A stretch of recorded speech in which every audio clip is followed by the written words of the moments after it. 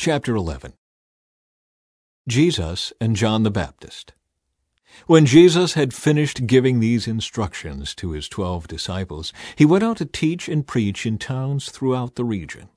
John the Baptist, who was in prison, heard about all the things the Messiah was doing. So he sent his disciples to ask Jesus, "Are you the Messiah we've been expecting, or should we keep looking for someone else?" Jesus told them, "Go back to John and tell him what you have heard and seen. The blind see, the lame walk, the lepers are cured, the deaf hear, the dead are raised to life, and the good news is being preached to the poor. And tell him, God blesses those who do not turn away because of me." As John's disciples were leaving, Jesus began talking about him to the crowds. "What kind of man did you go into the wilderness to see?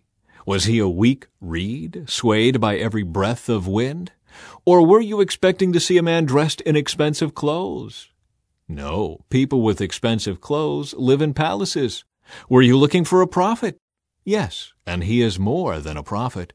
John is the man to whom the Scriptures refer when they say, 'Look, I am sending my messenger ahead of you, and he will prepare your way before you.'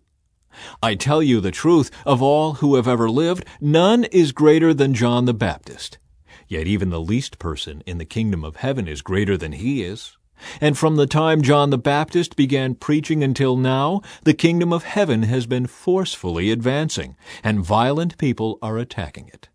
For before John came, all the prophets and the law of Moses looked forward to this present time. And if you are willing to accept what I say, he is Elijah, the one the prophets said would come. Anyone with ears to hear should listen and understand. To what can I compare this generation? It is like children playing a game in the public square. They complain to their friends, "We played wedding songs, and you didn't dance. So we played funeral songs, and you didn't mourn." For John didn't spend his time eating and drinking, and you say, "He's possessed by a demon."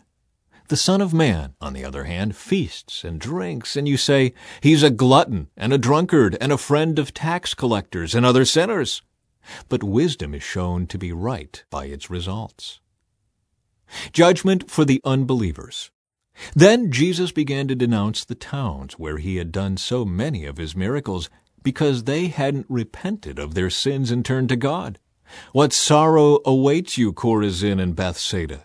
For if the miracles I did in you had been done in wicked Tyre and Sidon, their people would have repented of their sins long ago, clothing themselves in burlap and throwing ashes on their heads to show their remorse. I tell you, Tyre and Sidon will be better off on Judgment Day than you. And you people of Capernaum, will you be honored in heaven? No.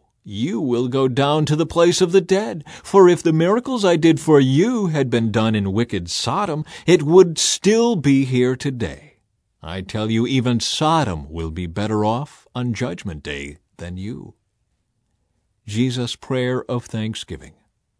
At that time Jesus prayed this prayer: "O Father, Lord of heaven and earth, thank you for hiding these things from those who think themselves wise and clever, and for revealing them to the childlike. Yes, Father, it pleased you to do it this way. My Father has entrusted everything to me. No one truly knows the Son except the Father, and no one truly knows the Father except the Son and those to whom the Son chooses to reveal him." Then Jesus said, "Come to me, all of you who are weary and carry heavy burdens, and I will give you rest. Take my yoke upon you.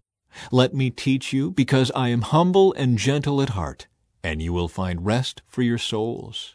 For my yoke is easy to bear, and the burden I give you is light."